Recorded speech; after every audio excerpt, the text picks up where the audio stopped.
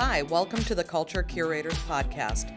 We're here to share insights, information, and resources to help you become a more effective salon and business leader. Welcome back, everybody. Today's episode, we're actually doing a part 2 from our generation conversation. So our last episode, we talked about kind of an overview of the generations, what makes each one tick, what the circumstances were around their upbringing, what the socioeconomics were in America during that time. And today we decided to take a part 2 to create a part 2 because we really wanted to now go through the best ways to communicate with each generation and a way in the workplace to make it all work together. Right, absolutely. And so, as always, let's start with the oldest, right? So I'll take the baby boomers. And as you remember, those are people that were born in between 1946 and 1965. And really, when you're working with them, they really don't want to be micromanaged. They've been in the workforce for a long time. They know what to do. They're responsible. They just simply want to learn what to do it, and then be managed from a distance, not really micromanaged.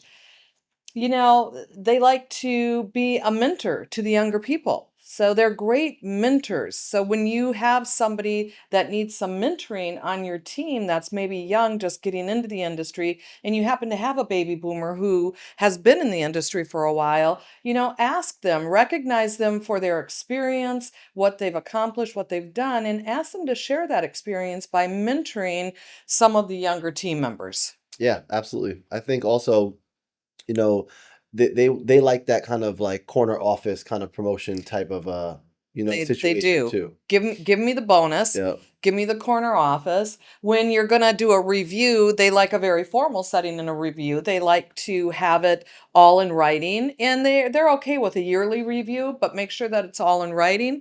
And as far as change is concerned, you know what? It's always worked well this way, so why should we change? That's kind of their attitude and their motto for changing. Yeah, which I think that could be one of the areas that could be a little bit of a pitfall for them and for you as a business owner if you're managing boomers because it's a dangerous thought to say that in a business where, well, we've Right. always done it this way. Why would we change? Right. And so I'm thinking to myself, if I have a baby boomer on my team, one of the things that I would ask them is to maybe have faith in my ability to lead, guide, and direct them into a different way of doing something that perhaps may be better. Give me 90 days. And if in those 90 days it's not better, let's come back to the table and let's talk, and I'll be open. And if I say, fair enough, generally speaking, they're going to be like, okay, I'll try it. Yeah. All right, let's move on to the X's. The X's, well, the X's, they like to lead. They really like to lead. They like to be recognized for their contributions in the workplace. When you're reviewing them, they like to have, what do they like to have? The X's, when they review, they want it simple and straightforward. They want Oh, you to be yeah. really honest. Tell them the truth. Yeah. Be brutally honest. And so Gen X's like to lead, but more importantly, they are all about the relationship. They want to know and to build that relationship with you first. They don't want to follow you just because of your title or your position. That's called positional leadership. And it's actually the lowest level of leadership that there is, according to John Maxwell. So positional leadership level 1 is people follow you because of your title and because you're the boss. And that's the only reason. And with Gen X's, if you have a Gen X on your team, they want a relationship with you. They want to understand you. They want you to understand them, and they want to build that rapport. That's really important. So you really need to remember that when you're dealing with a Gen X. They like to be leaders. They can be great mentors because, again, they have experience. They want you to be brutally honest with them in their reviews. They just want it to be real, authentic, and honest. Absolutely honest. So those are some points around Xers. Do you have anything to add? No, I think we can move into millennials now. Okay, great. So with millennials, I think what's really important to know is, again, think about kind of what those circumstances were, behind when they were growing up and what type of millennial are you dealing with? Are you dealing with someone who's, late 20s into very early 30s? Are they closer to 40? And adjust a bit accordingly to a degree. But either way, I think, they love work-life balance. They want schedule autonomy a lot of the times. They love working from home, which might not, always work for our industry clearly, but if they're in certain positions, if you have them at front desk, maybe there's creative ways you can do that. They want to be involved in the process. You want to involve them in ideas, involve them in brainstorming sessions, and they really love to have work that they really believe in. They want their work to have a purpose, and they want to kind of feel something around it.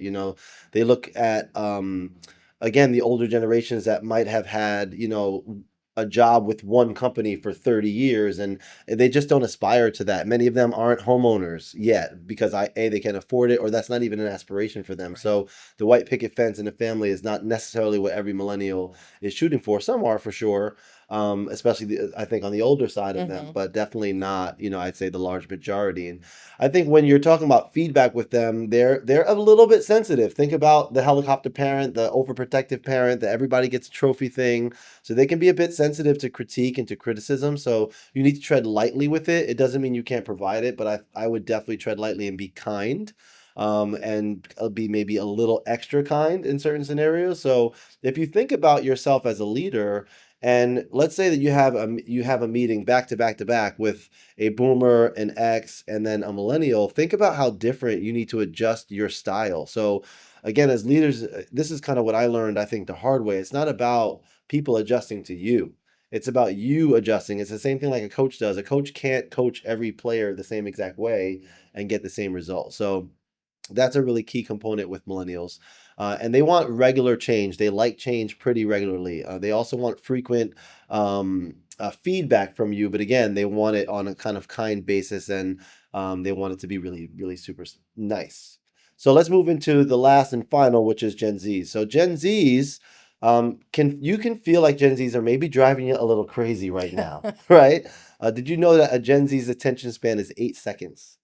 Right? That's not So long. it's just unbelievable how time has accelerated. And we mentioned that in part one of this, of the last episode. And when you're really dealing with Gen Zs, again, involving them in the process as well, letting them know that you like their ideas, giving them open and honest feedback, having high expectations, but also, having high belief in them, I think is a huge thing. Help building up their confidence. That's a part of it. If you remember, because of that anxiety and that mental health issue that really is so prevalent, you want to uplift them, encourage them, build them up, coach them, mentor them, and support them. Let them know what they're capable of. Give them a task that you think that they can really accomplish. Maybe one simple thing that's very achievable.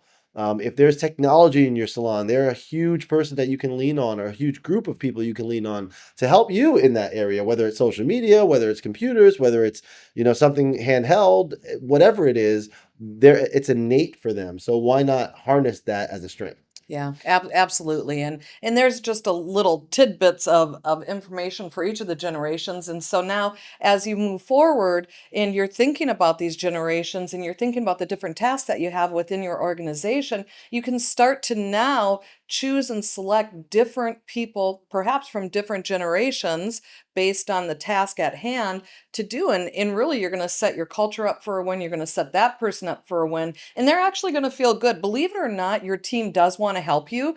They just don't know how to help you. And so they haven't mastered mind reading. They don't know what it is that you need. So let them know what it is that you need, and then really set them up based on their generation, based on their personality style for different tasks. So you can start to delegate, you can start to take a few of those things off of your plate, and you can make your team feel really great, and you can build that team bond and that culture.